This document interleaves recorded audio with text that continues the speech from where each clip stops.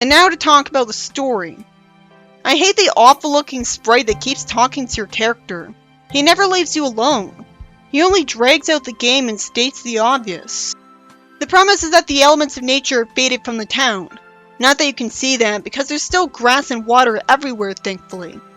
So you need to do padding to have elves ring the bells to bring the elemental power back. The elements idea is so cliche that aside from the bell part, it's a story that I could have come up with as a kid. Final Fantasy I did it. And speaking of cliche, the Harvest Goddess's power is somehow faded because people don't believe in her as much, and she needs the help of the one mortal who can see her in the sprite somehow. The mayor keeps bugging me from the first spring, offering to tell me about obvious stuff I already know, like farming, and about every festival that's coming up that year but the circus. And saying you know all about it doesn't stop him from giving you the relevant information anyways. He stops doing that after year 1. It must be a glitch that he still tells you about the Harmony Festival annually. And you always have to go down to choose the option to tell him you know about it. Just like in Tree Tranquility. When a character demands gifts in exchange for doing something for you, you need to give each type of item they ask for one at a time. To Bo to get him to do his job 2 different times, and allow you to get to the section of town where everything's closed Thursdays. I wish I could simply talk to a person who wants some things with all those things and instantly move on because he has them all now. Luckily, you can buy everything Bo asks for. A part of getting all the bells wrong is getting the key to open the way to the forest. He should have gave it to me when we met. You have to equip and use the key on the forest gate to use it. You can't just press A like all the other times you have to open the gate afterwards. Or I'm just wishing the gate stayed open the whole game so you can enter the forest faster. I keep forgetting I need a hammer to enter the woods, even though the chances of needing it to progress are so slim. And I hate having to press A just to go into the forest area at all. I had to look up how to first get to the goddess, because there were wild animals in the way making me mash A through a long cutscene because I didn't know they'd be there. Too bad I couldn't simply buy the animal whistle. Instead, Dale misplaced his, and had to talk to a bunch of other people to get it back for no reason. Magical Melody just let you go straight to the Goddess Spring. But at least it's easier to get to the Goddess Spring than Tree Tranquility. The whole process of ringing all the bells can be summarized as padding, god dang it's, and fetch quests. And I never had to show anything to a goddess to progress the story in the previous games.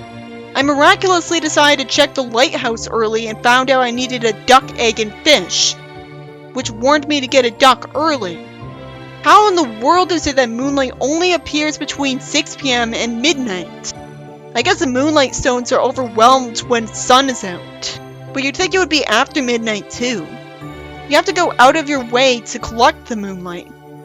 You're going to be mining in that time normally. Why does it need to be day for the yellow bell to be rung?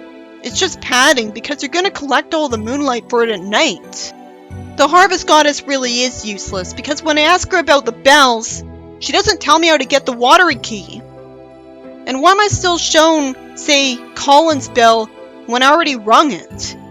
It makes it take longer to get to the other bell options, especially if I haven't memorized the name of a sprite whose bell I already rung. The best game designers care about the minor details too, so they get even the minor things right. There's blatant padding with the stupidity where the kid kicks the red bell for no reason, and you need a bunch of oars to get out of a chimney. One of each.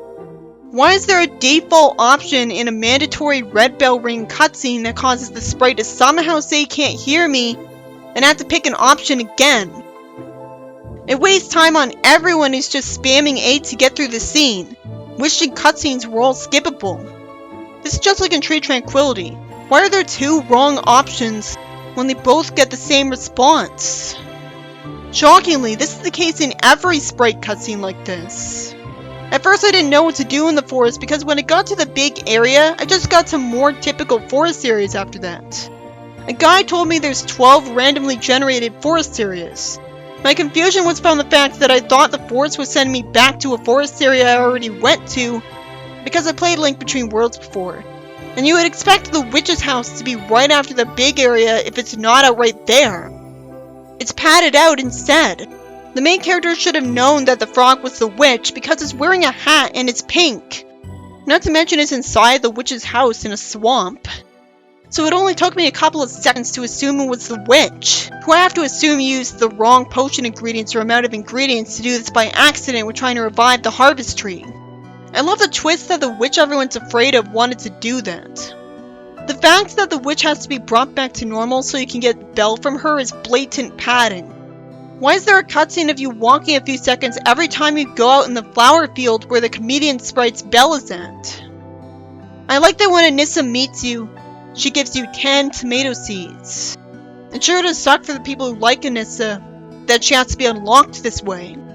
That she's not available from the start this time.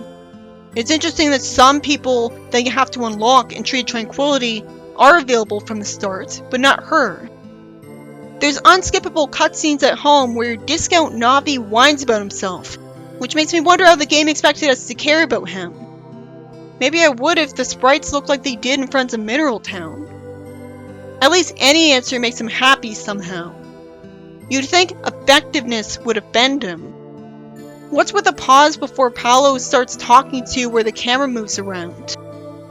Every time you go to a new area, there's a cutscene with the camera panning around, and I hate it. It's such a waste of time. All I could think of when first seeing him is, how did I never see him until now? It makes even less sense since he's the son of the fishery guy. So it never made sense that he was an unlockable character. How does a kid have the waterway key if the cave is dangerous? Did he steal it to visit it? I'm glad the waterway key vanishes after use, because the old stone tablet doesn't. It feels like padding having to get even more items to activate an entertaining Ruby Goldberg sequence after the wizard already asked you for random stuff like cornmeal to turn the witch back to normal. The fact that you still have to get items to ring bells makes everything that doesn't involve getting items really feel like padding. It's blatant padding that when you go into the cave and find the blue bell, you're told to go all the way back to the goddess, wasting time, and then have to go back to Paolo to find out the arbitrary items you need, when you should have just been told that right away.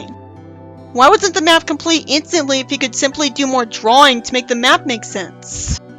But good thing the cutscene with the goddess starts the instant you go to her screen. If all she says is to find someone very familiar with the watery cave, your main character should have known to just ask Paolo right away. I never imagined that literally any kind of fish would do for this. The game should have warned you that you need to get the Black Pearl from floor 25 specifically. But apparently the guide lied, because Windy Day isn't even a requirement. All the story stuff I don't mention is easy to follow intuitive instructions I have nothing to complain about with.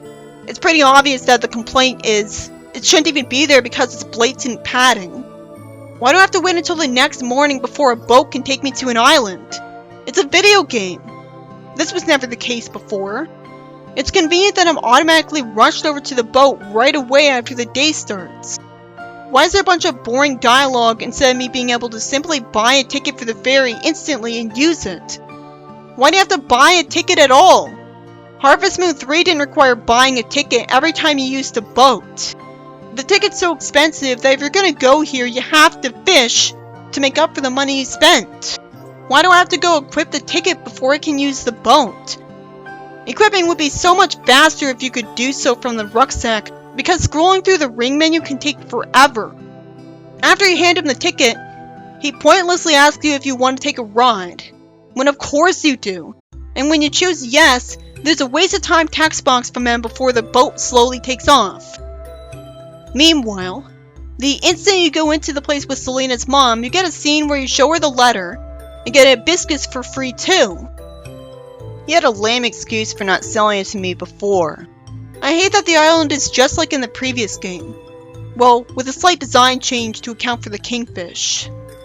It still has the stuff on the ground that I can't pick up, like flowers, and some of that stuff covers up the stuff that I can.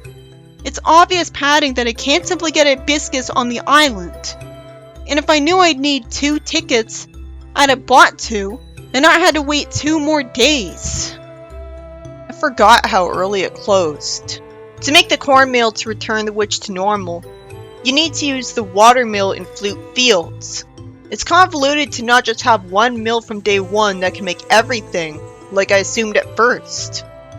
Later on, you can buy something that literally does that. It's not intuitive which one makes stuff, the water mill or windmill. It says windmill, but characters call this the water mill. You apparently only make one thing from mills at a time. Sure sucks trying to make over 50 salts then. It's never good game design when it ruins the fun of playing the game to get the most money, to be the best at the game. For no reason, you turn around every time you get something from the mill, so you have to hold up to account for that. At least the mills process stuff in seconds, but it's clearly not necessary that on rainy days they decrease the quality of the crop you put in them. It's especially weird they up it during snowstorms, which would cause you to hoard stuff until the snowstorm. I like that the water mill you buy lets you make a lot more stuff. Why can't I go in mills during festivals? Nobody's in there. I have to pay with money, lumber, and stone to get my water mill built, even though it's there the whole game, but locked. The wizard looks imaginative, even if he isn't appealing to look at anyway. I thought he'd look like Merlin, and that had more charm. Why does he have white hair? Why are there two bachelors in the game with white hair? It's great that the cutscene then teleports you to the witch's house so you can instantly ask her for the bell. Wow, I thought the witch princess would not be dressed like that. I thought the witch princess would dress like a witch. A real witch costume would have been better. Why is she wearing shorts? Naturally, she asks what took so long. It was months. Why wouldn't it be? Perfect butter was one of the ingredients. But while it does annoy me, she has every right to be mad.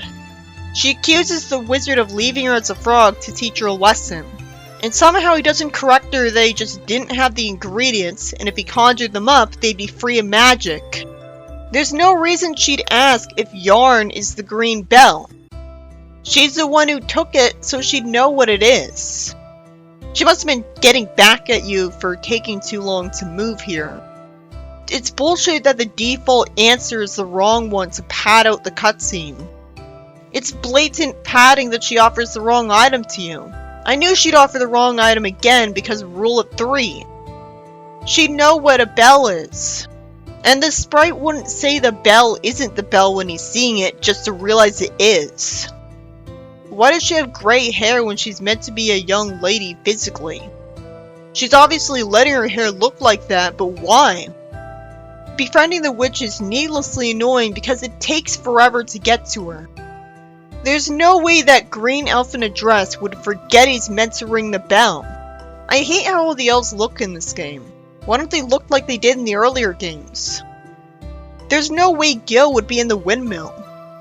I could buy that he was in the watery cave, that he followed you because he happened to be walking nearby because it's where his house is. But why is he in the windmill? How is it that Gil only briefly sees Finn and then just assumes he hallucinated, and somehow tells you he did? But I always like when a character thanks me. I like that there's a cutscene with people happy that the green bell was rung, but it should have not gone on as long. To ring the last bell, you have to raise 10 villagers to 3 hearts, which I could have already done if I knew to. So the game designer must have known that, and that's why you can only start collecting wishes after ringing the other bells. I really hate that Edge's bell requires you to not only visit the church at 2 AM, but then you have to talk to 10 people who are up to at least 3 hearts. Thankfully, I don't have to talk to a character 5 days in a row before I can start gifting them anymore, and they don't move out after you start ignoring them for a month. It turns out you can give mushrooms as neutral gifts to everyone in the Mine District and Flute Fields. And since so many are thrown at you, it's surprisingly easy to befriend 10 people, even if it takes months.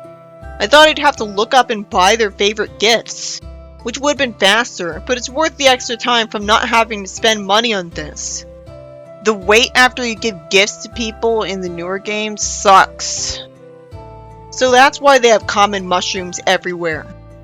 Anyone that's already at 3 hearts, when you start collecting wishes, will tell you what her wish was right after you talk to her. it's stupid that it doesn't count as hearing people's wishes when you talk to them at the Starry Night Festival when they're all telling you their wishes no problem. I wish I could just talk to Edge after getting 10 wishes and that's it, instead of having to take forever telling the forgettable mural wishes one at a time, with Finn dragging things out with worthless dialogue that states the obvious. You have to wait 34 seconds per wish. I thought I'd be given a list only containing the names of the villagers whose wishes I heard, and that'd have been much faster than having to scroll through the entire list of villagers. I wish there wasn't a wish trophy. Then I wouldn't have read about it on a wiki and wasted all that time earning it. At first I forgot the wishing shrine existed and thought I didn't have 10 wishes because the crybaby elf acted like he wasn't told all of the wishes. You'd think since the wishes are there to help with his loneliness, you'd see him right in front of you as you're talking to the wish shrine. After all the trouble I went through to ring the bells, it's blatant padding that I also had to earn a title of hero in any category and ring all the 5 bells at once at the summit, when my mortal character needed the sprites to do it before, and does this time. The goddess doesn't tell you that you have earned the title of hero in something yet. And when I choose to talk to Finn, he tells me to visit the goddess instead of telling me to visit the king's throne, which is all the way on the summit. The Harvest King reminds me of the villain of Pokemon X, or Kingdom Hearts. It's satisfying that I finally achieved this, but I was also sort of bored and impatient for the string of cutscenes to end the whole time. Because there's too much unnecessary predictable dialogue that bores me, saying a whole lot for nothing. You could say that for most of the cutscenes in Harvest Moon, really. And after all that, you don't get to stay in the mine and mine, and instead you're teleported to your bedroom. At the end of the day, too. In earlier games, you didn't have to wake up a Harvest King just to be able to upgrade tools with rare metal. You're going to have married and bought nearly everything by the time you did that. After you ring all the bells, the characters in the village will comment on the fact that they heard the resulting melody every single day, and they never stop talking about it.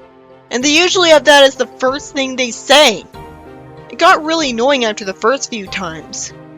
It punishes you for progressing the story of the game.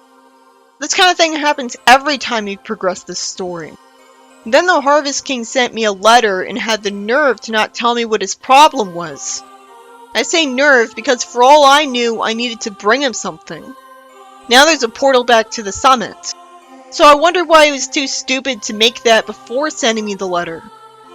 He said overly vaguely that he's looking for someone with a pure heart, and eventually I guessed it's me and my kid. How was I supposed to know I had to wait for him to have his own wardrobe first? My first guess was Chloe. There were tons of request events already, so I must have assumed it was a request event. It's annoying that a snowman asks me every other night in the winter for a carrot I have no way of getting. I love that every day after he's helped, he gives you a random valuable gift. But I wish I got it immediately after having pressed A in front of him instead of it being on Pacebreaker. And the snowman should have been to the right instead. Because when he's to the left, it's easy to forget to check him for the day since you don't tend to go to the left after leaving the house. I wish it gave you literally any rare item ever, instead of only giving you certain ones. Because then everyone would be able to get all the kingfish. It gives you the Hutchins, so why not the Dorito or the kingfish from the Goddess Spring? I hate that the so-called red fridge is pink, so it should call itself Pink Fridge. Why can't you put a bookshelf against the south wall? Again, the game's unusually picky about where you get to put furniture. The only restrictions there should be ones that keep you from getting stuck between furniture. And that doesn't even need a restriction. You could just be able to choose where your furniture is in your house from anywhere instead of needing to use the diary to do it. But amount restrictions seem gone. It feels like a newbie's trap that turns out the monthly circus has a side quest that take until the fall to complete, rewarding you with what's essentially a warp stone again, but limited to 3 locations. And you can only get that reward after going to the next circus. How are you supposed to know that visiting this festival isn't just as pointless as the other festivals with no prizes? Usually the festivals are only for giving you dialogue. And you don't go to them when you're trying to buy everything because that means not making money instead. In this game, you can go to a circus and get told to find missing animals and bring them recipes. Such blatant padding that you can't just give them anything. Why would these animals want recipes? But you need a pepper as well as a tomato and potato to make one of the recipes. And like in Magical Melody, you can only buy some crops all year long. And you can't buy those crops all year long like Magical Melody. Why can't I simply buy the warp item for cheap at day 8 like in Harvest Moon DS? They let that pass. There's nothing wrong with that. Being more south has you find Trunks. It's finicky, so it's more satisfying to get him. What's absolute garbage is that you can't simply find all of the animals on one day, which no one's gonna know at first. Not even the wiki warns you about this. Instead, you have to find one animal, and it has to be the animal that the letter you got told you about. And then wait until the next letter tomorrow. Never mind the fact that the other animals would obviously be where they turn out to be all along. By the time I did do the side quest the first time, it was the second summer, when all I had left to buy were the villas and river plot. When I started befriending everyone, I got a lot of use out of it. I hate that you have to sit through cutscenes every time you whistle it. The pig cutscene was charming. The warp stone was instant. I had to talk to Theodore multiple times to get him to request something from me for the first time, though usually it's the first thing he says. It makes it annoying that every time you talk to him, it wastes your time fading to black, and then it does so again. Even Sonic Adventure didn't fade to black every time it changed camera angles. If I hadn't used a guide, I never would have known he even had a request. He requests 1 out of 4 items, and it's random which one. The same guide told me what I needed to have for him anyways. So I guess it's okay, because if you're activating the event, you'll be prepared. Unless you feel like talking to everyone. You'd have to have had the spinach and chestnut in your fridge already to have any chance if you request them. That's only going to happen in the fall circus if you happen to have spinach ready for harvest that very day. And you'll only be able to buy the chestnut in the fall. This is the kind of emergency a phone is good for. You can still buy stuff with a phone if it's outside business hours, the store's day off, or even a holiday. I'm in love with that new improvement. Too bad the game didn't tell me that before I even considered buying it. Or I'd have bought it much earlier. But it took me a while to learn there's a glitch where it costs twice as much to buy anything over the phone. I want all that money back. So it's actually a good thing that I took forever to buy it. I only noticed this problem when it came to buying land, because with highly expensive things, I do memorize the price. You have to remember to only use it in an extreme emergency, not use it to buy seeds on the first day of the season, because that's instinctive. The average player is not going to have a chestnut tree because most people know better than to have trees. Since most of the year, they just take up space on the farmland on you that could have been given to profitable things. One season of them producing can't be worth the time you save not having to water them. Trees would have had appeal if they were the only crops you were allowed to plant on literally any green or soil part of the overworld you felt like. I had so many playthroughs of Magical Melody because of that. So there's a 50-50 chance he'll ask you for something you probably won't be able to get. It's a total crapshoot whether you'll get rock salt or not. You could take all day and not get it, or get it instantly.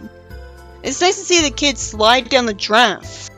If only Vodka.com told me I had to press A in front of it to do so instead of start the festival. Because I missed my opportunity plenty of times because of that. Meaning I wasted all that time making the kids walk there, and all the time watching the circus 3 times. I watched the circus cutscene 3 times because I expected the kids to come in at the last second.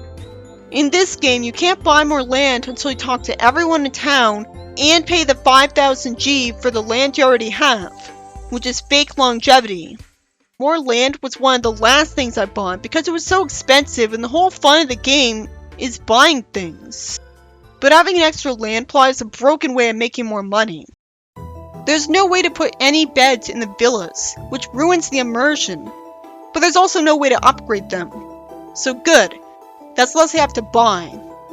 You can also put whatever furniture you want there even if it was already placed, which is both more convenient and less immersive.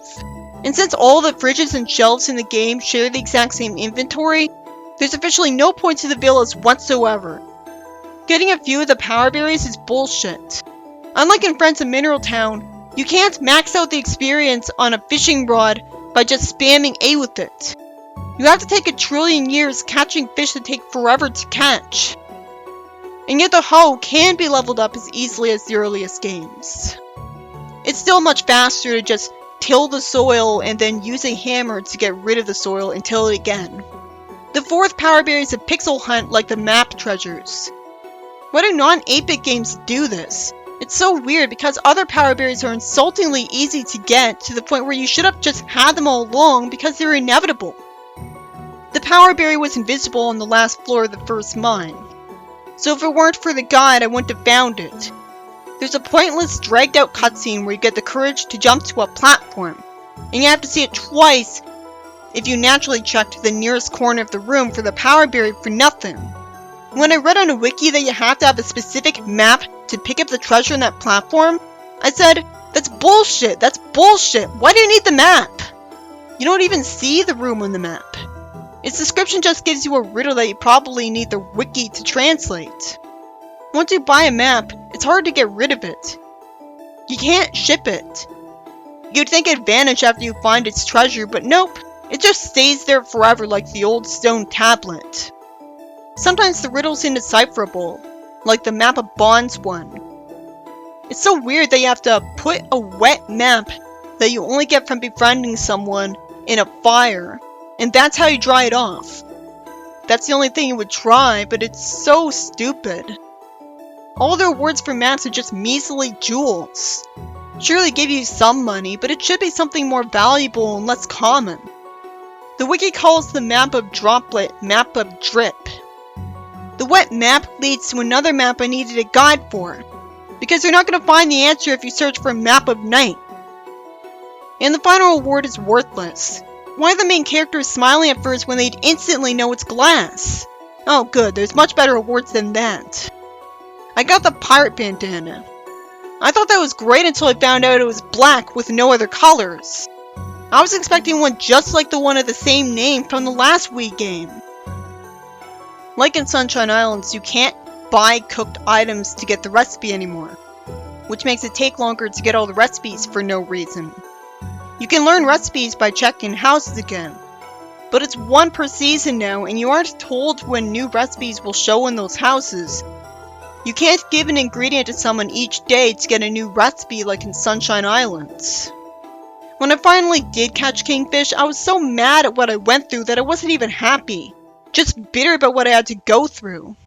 I caught both of them eventually, but only because of the guide on Fogu.com, which doesn't show you how to position yourself, and the screenshots are way too small. It only took me a few in-game days of trying, but those weren't all in a row. I gave up for months in-game thinking it was impossible to catch them. The kingfish in the swamp area is the worst one to catch. At least it was satisfying to get the fish trophy. It's kind of easy. I caught most of those fish trying to do his trash recycling side quest. My definition of hard would be having to follow a guide to catch every fish. Instead it's just the kingfish, because there's no other way to know exactly when you can catch them. I like that once again, simply buying stuff adds it to your list of crops or whatever and ranks don't matter. But considering that catching certain kingfish requires you to stand in a very specific spot, the fact that you have to actually catch the fish to get in your fish list, it's absolutely psychotic. You can buy fish, but barely any. It would have been better if shipping fish was enough at that point. Why did anyone think it was morally acceptable to make it so that now you have to fish up specific fish in very specific spots when there's no way to know exactly where to stand? It's constant trial and error to try to get the fish line on the fish exactly. But there aren't any codes for changing the fish you catch. This isn't even the only fish in the game that requires pixel-perfect accuracy to catch it. Your character walks too far ahead, with every attempt at walking ahead to make getting in just the right spot skill-based. This is the most aggravating part of the game. Games are meant to be fun, and this just pisses everybody off. So there's no reason to try to catch the hardest kingfish. Just having it be luck-based without it mattering where you cast would have been better. Even forcing you to catch 1,000 fish and then automatically giving you the Dorito would still be better design because you get it eventually. Something I absolutely hate is that when you hold down the button, your fishing rod goes further, and in some places doing that won't let you cast the rod. And this was the case in Tree Tranquility too, but what wasn't the case is you still take up stamina for the attempt. So I'd rather it be that you can only cast the rod the same distance every charge up, and all the fish were reachable that way, like in the older games. It's just a waste of programming to make it cast further. In some places it sucks trying to get your line in the water when charging it up.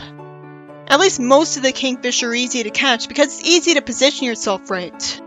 Either I got unlucky or Fogger.com lied because I wasted a whole day trying to catch the barracuda without charging it up. I love that not every kingfish requires the max charge time, and that catching them gives more experience points. You need a guide to know that if you have honey when you go to the first field area of the forest just after midnight, the animals get made to like you more. They barely get any infection from it. I doubt if you did it every single day, you'd still be able to fully befriend the animals that are only there in the winter. Yeah, they make it needlessly dickish trying to befriend all the wild animals this time. This applies to Tree Tranquility too. Why can't I track animals? Animals aren't there when it's raining anymore. Most of the animals aren't around in the winter. And like Magical Melody, it takes forever befriending the frog because it's only there on a rainy day. It's another thing they never should have programmed.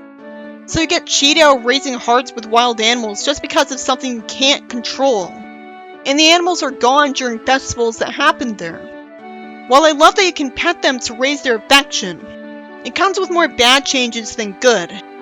It takes longer to raise their affection to max anyways because not only what I said earlier, but there's more hearts on their bar. And it no longer seems to raise their affection if you feed one of them twice in a row. And when you get one to like you enough, you start having to press A twice to pet them, because an option to carry them that you'll never use is there. I love that some places don't ever rain, and the wild animals always show up there. If you adopt a pet, it goes from almost a full heart meter to needing 4 more hearts to be fully befriended. The game also doesn't warn you that walking them for a few hours in the rain makes them lose affection instead of gain. Harvest Moon doesn't make enough sense for me to assume that. At least the cats look cuter, because 2 are replaced with kittens. And all but the duck and turtle like mushrooms, the most common forageable item all year, so it's much easier to figure out how to feed most of them this time from just giving them the most convenient item. You can even feed them flowers and they appreciate it, which is something you'd only find out by accident when you're trying to give the flower to a person. You can even give a seashell to one of them. It feels better to give them food though, it's more natural. Because there's some things you can only buy in a certain season, it artificially takes longer to befriend everyone fully. When it's a rainy or snowy Thursday that's not a holiday, it's impossible to give Phoebe, Owen, Ramsey, and Lucy a gift. That's why in games without relationship decay, you should be able to enter a story even on its day off. And this game doesn't have relationship decay.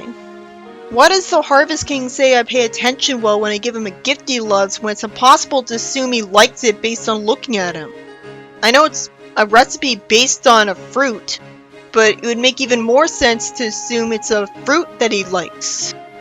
Every villager has something to say about there being a festival tomorrow and you having 2 kids, and the second kid not being a baby anymore, and the concept of siblings.